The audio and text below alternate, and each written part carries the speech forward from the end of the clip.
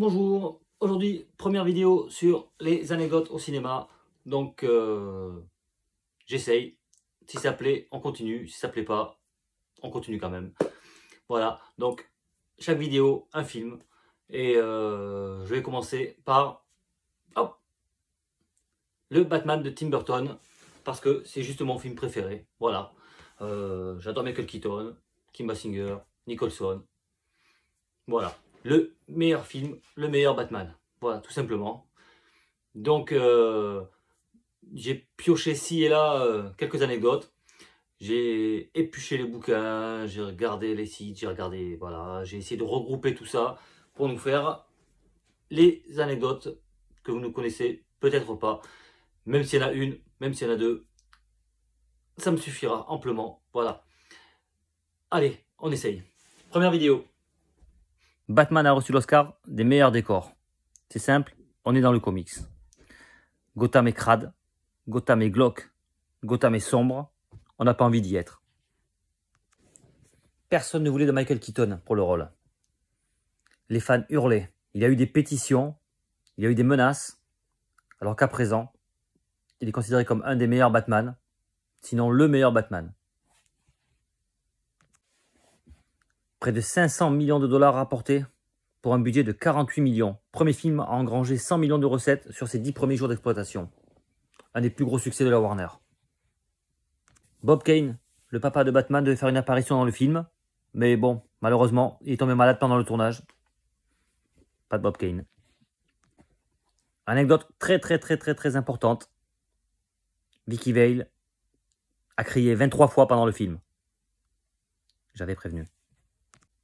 La carte de Gotham City que consultent Vicky Vale et Alexander Knox est celle de Vancouver.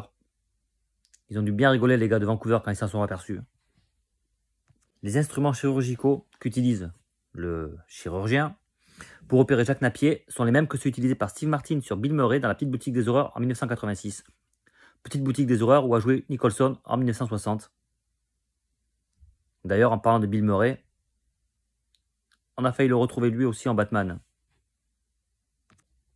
Michael Jackson a été approché pour faire les musiques romantiques du film, mais faute de temps, il n'a pas pu. Lorsque Vicky Vale jette de l'eau sur le visage du Joker et qu'il crie « Je fonds, je fonds !» c'est bien évidemment une référence directe au Magicien d'Oz. Dans le commissariat, juste avant qu'Alexander Knox rencontre Vicky Vale, un homme lui montre un dessin représentant une chauve-souris en costume. Ce dessin est signé Bob Kane. Le costume en latex pesait plus de 30 kg et mesurait par endroits plus de 5 cm d'épaisseur. Costaud le Keaton. L'actrice Sean Young de Blade Runner devait jouer Vicky Vale, mais a été remplacée par Kim Basinger à cause d'une chute à cheval. Ouf. Elle a tenté de revenir pour le rôle de Catwoman, mais encore une fois, éjectée. Michelle Pfeiffer a été préférée. Tu m'étonnes. Pour interpréter le Joker, on a auditionné Tim Curry, William Dafoe, David Bowie, James Wood, Robin Williams, mais on a préféré Nicholson. J'avoue que William Dafoe en Joker n'aurait pas été contre non plus. Bien que Tim Burton avait déjà choisi Michael Keaton pour le rôle de Bruce Wayne, les producteurs avaient fait auditionner Mel Gibson, Kevin Costner, Charlie Sheen, Pierce Brosnan, Tom Selleck et même Bill Murray. Encore une super anecdote. Le chanteur Prince, qui a fait les chansons du film, rencontra sur le plateau Kim Basinger avec laquelle il a eu une liaison amoureuse d'environ une année. Une seule année. À la base, Prince ne devait faire que 2 chansons. Celle dans le musée, où le Joker et ses sbires s'amusent à repasser une seconde couche sur les tableaux, et la seconde pour la grande parade. Mais il a voulu en faire plus.